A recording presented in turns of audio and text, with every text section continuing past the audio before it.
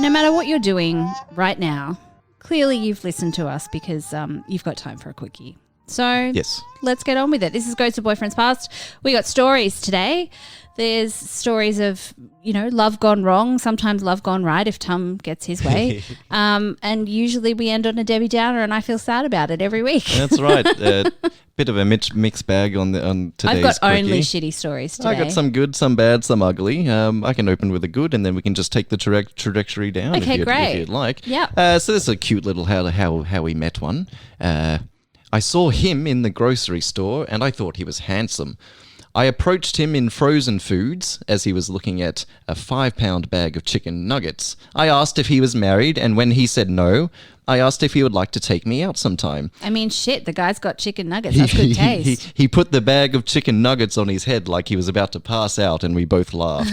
we are married with 4-year-old twin boys now. 4-year-old twin boys. 10 out of 10 would recommend approaching a handsome stranger in the supermarket. So she did. Up to the man. Comment on the thing. I need to look for who reaches for the biggest bag of nuts and then I think I'm golden. I don't think the food, I think you can be flexible on the food. I mean, if they're picking up kale, we're not dating. No. and fair enough. I gathered a bunch of stories on the pettiest ways or pettiest things people have broken up for. Fantastic. Yeah. So it's either pettiest ways or pettiest things. Something had to be petty in there.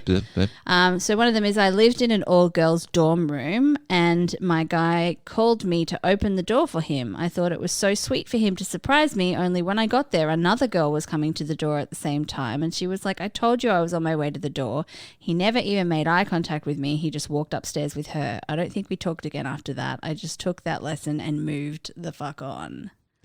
Oh, that's the perfect word to use, Elizabeth. Oh. I've got another one. Please. This guy that I've been talking to for a month told me that he was ending things because he had a dream that I was the devil.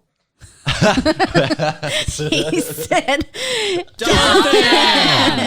thank you, producer Zane. He said he felt like Jesus was trying to give him a sign not to be with me. I have no fucking clue. Oh, that's so good. I'm so jealous. Be gone, devil. I'm so jealous of religious people. Whenever you want to do anything, you can just be like, God told me that we have to break, or God told me that I have to shag my secretary. You can just put anything on fucking God. Oh, yeah. Brilliant. And sometimes it can be like a psychotic delusion that your brain told itself and you're like, nope, it was Jesus speaking to me in tongues. You led us very wonderfully down the garden path there with a dream of, and the classic thing is you cheated on me, but nope, Jesus told me. Nope, Jesus said, do not date this person. I've got one more for you that's petty as fuck. I'm so lucky. I'd given this guy shoes for his birthday and in the card I wrote, I'm so glad you walked into my life on the box, which is real cute, right?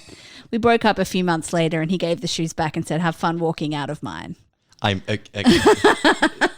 It's pretty good, right? It's bad. It's horrible. It's terrible, but pretty good. A+ for creativity, F for human. but that's such a...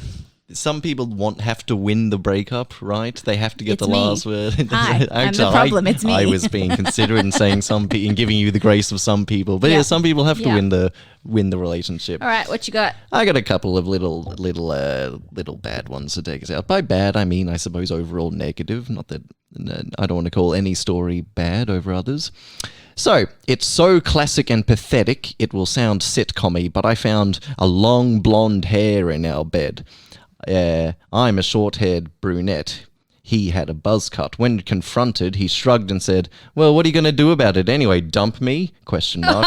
Yes. You can't. We have a shared lease, so suck it up. Guess who got dumped the very same day with the help of a very nice, understanding, and outraged landlord that rescinded the lease. Good stuff. Yes. Good stuff there. Good stuff, landlord. You know what? That proves that there's at least one landlord out there. One. One in the world that's not a complete douche canoe. No. And then here we go. The worst breakup I had was with my boyfriend of 5 years. It was so serious at that point that marriage, kids, and future cities had all been laid out before us. Even though I had a nagging feeling it wasn't right between us, he had been my best friend for so long. It was a long time before I could articulate that I needed to get out. When I did, he was completely caught off guard and confessed he had been wedding ring shopping only a few days before. The whole conversation was completely heartbreaking, and to top it all off, it was a day before I was set to leave town for a while to visit family. I broke his heart, and then I made him drive me to the airport. Even though he offered, I still wish I had paid for a cab. Timing with your breakup story. Absolutely pay for that fucking cab, for God's sake. But what don't an break up with uncomfortable ride. Is there a case for, yes, this relationship has to come to an end, but don't do it before you go, or is that the perfect time where you get out of town for 2 weeks and Here's the thing. I got dumped by somebody. We had a fight. I thought had resolved the fight. We went to my grandparents' house so he could meet my cousins and grandparents. Yeah. And then he broke up with me after that because he didn't want to break up with me before we went to see my family because that was unkind. And I'm like, so you let me introduce you to my fucking family and then like pretending that everything's fine and then I will forever be furious at that. That's foolhardy. But the poor And chap. Rita, we got back together again. Sorry. Yes. Sorry. And then it ended again. But that was the probably biggest. But I feel sorry for this chap. He's close to when a relationship is going on for a long time and you've got those deep driven roots. It's like it gets to like word vomit at the time because it goes on for so long that in the end it's like a pressure cooker. We got to break up. Yeah, and you're planning. One of you is planning for a future and bringing kids. I get that you want proposals to be a surprise, but let the manner of it be a surprise, not the actual fact that you're considering marriage. Because Absolutely. I'm sorry, I don't want a lifelong commitment sprung on me. A proposal, that's fine because I know the lifelong commitment's coming. But holy Jesus. Yes, indeed. Well, there you go. If you have a story, I'll take it. Good, bad, ugly, marriage, dating, anything relationship driven. I want to know the pettiest way that you've been broken up with or the pettiest reason that you've broken up with someone for. Yeah, we'll take I want those. We want some petty reasons, please. And I also want how did you end a long overdue relationship?